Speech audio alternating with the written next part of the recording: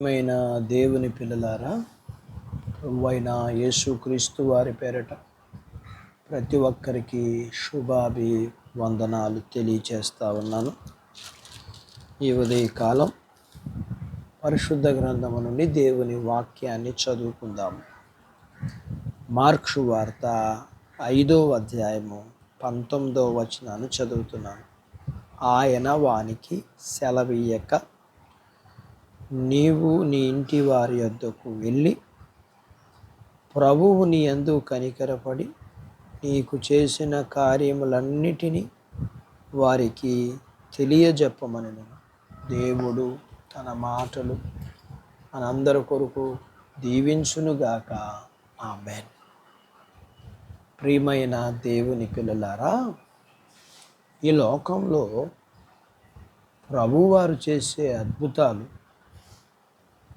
వ్యక్తుల జీవితాల్లో ఆశ్చర్యం కలిగిస్తుంది. ఒకరోజు ప్రభువారు సముద్రం అవతల గెరాసేనల దేశానికి వెళ్ళారు. ఆయన అక్కడికి వెళ్ళినప్పుడు ఒక వ్యక్తి ఎదురు వచ్చాడు.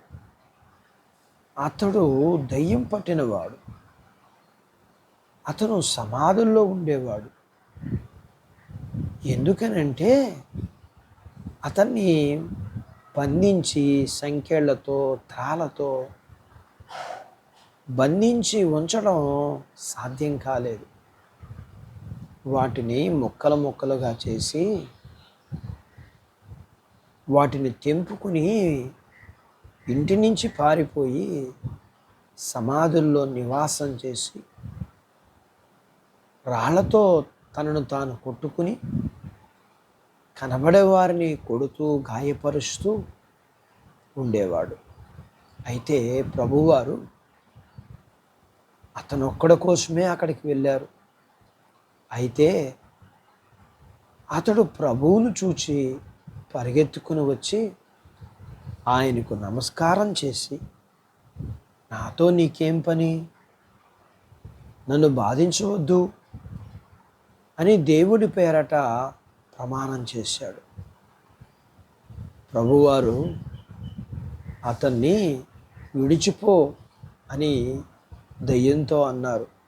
అందుకు అతను ఇలా అన్నాడు, మేము అనేకులం, మేము సేన, ఈ దేశంలో నుండి మమ్మల్ని తోలేయొద్దు అని బ్రతిమలాడుకుంటున్నాడు.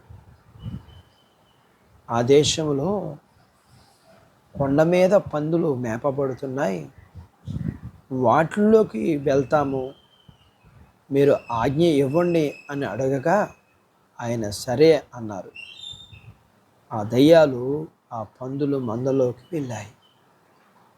దయ్యాలు వాటిలోకి వెళ్ళగానే పందులు పరిగెత్తుకుని సముద్రంలో వెళ్ళి మునిగి చనిపోయినాయి.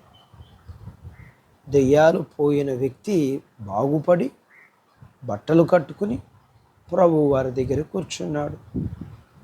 పందులు కాపరులు ఆ ఊరి ప్రజలను తీసుకుని వచ్చి చూడగా పందులు ఏమో చనిపోయాయి, ఇతనిలో దెయ్యాలు ఏమో పోయాయి. అతను బాగుపడ్డాడు. ఆ ఊరి వారు ఆయనని వెళ్ళిపోమన్నారు. బాగుపడిన వాడేమో నేను మీతో వస్తానన్నాడు. ప్రభువారు, నీవు నీ ఇంటికి వెళ్ళి ప్రభువు నీ యందు కనికరపడి నీకు చేసిన కార్యాలన్నీ చెప్పు అని అన్నారు. అతడు తన ఇంటి వారికి, ఊరి వారికి, చుట్టుపక్కల ఊళ్ళో వాళ్ళందరికీ ప్రభువు తన మీద కనికరముతో చేసినవన్నీ చెప్పాడు. అట్టి బాధ్యత దేవుడు మనకు దయచేయునుగాక. ఆమేన్. దేవుడు తన మాటలు మన కొరకు దీవించునుగాక. ఆమేన్. ప్రార్థించుకుందాం. మమ్మల్ని మిక్కిలిగా ప్రేమించిన మా ప్రియ పరలోకపు తండ్రి, మీ పరిశుద్ధ నామమును బట్టి మీకు వందనాలు. వాక్యం విని నాతో పాటు ప్రార్థనలో ఏకీభవిస్తున్న మీ పిల్లల కొరకు ప్రార్థన చేస్తూ వీరిని, వీరి కుటుంబీకుల్ని, వీరు కలిగినంతటిని, చిన్న బిడ్డలను, యవనస్తులను, వృద్ధులను, స్త్రీ పురుషులు, వారి చదువులు, ఉద్యోగాలు, వ్యాపారాలు, పొలాలు, పశువులు, జీవనాధిపతులన్నిటినీ మీరు దీవించమని, మీరు సిద్ధపరిచిన పరలోకపు భూ సంబంధమైన దేవునికి పాత్రలు చేయమని, వివాహాలు కావలసిన వారి విషయంలో, గర్భఫలాలు లేని వారి విషయంలో మీరు సహాయం చేయమని, గర్భం కలిగిన వారికి ప్రసూతైన తల్లి పిల్లలకు ఆరోగ్యాన్ని ఇమ్మని, వర్షాలు ఇమ్మని, ఎండల నుంచి భద్రపరచమని, వీరిని వీరికి కలిగినంతటిని దీవించమని యేసు ప్రభు వారి పేరట ప్రార్థిస్తున్నాము తండ్రి. ఆమెన్. దేవుడు మిమ్మల్ని దీవించును గాక. ఆమెన్.